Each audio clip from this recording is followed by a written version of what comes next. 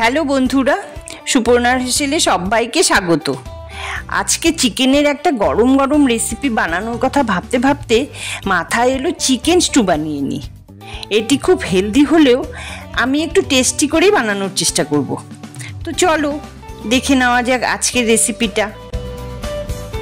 এর জন্য প্রথমে 300 গ্রাম চিকেনে 1 চামচ লবণ, হাফ চামচ গোলমরিচের গুঁড়ো আর একটা লেবুর রস দিয়ে ভালো করে মাখিয়ে 30 মিনিটের জন্য ঢেকে ম্যারিনেট করতে রেখে দেব।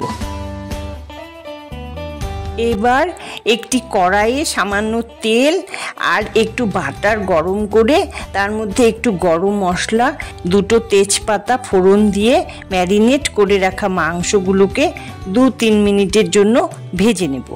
এবার তাতে 1 চামচ রসুন কুচি, 1 চামচ আদা কুচি, একটা বড় বড় করে কাটা পেঁয়াজ দিয়ে আবারও 2-3 মিনিট ভেজে নেব।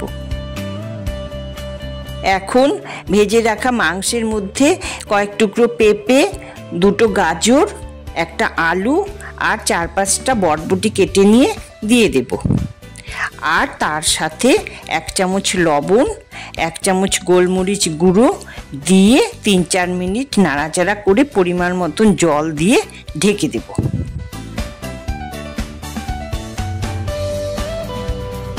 জলটা এমন পরিমাণের মতন দেব যাতে মাংস আর সবজিগুলো পুরো ডুবে থাকে।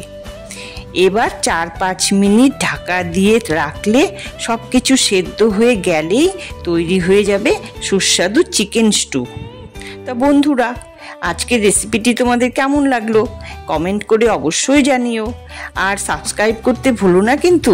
আজকের মতন আসি তাহলে, টাটা।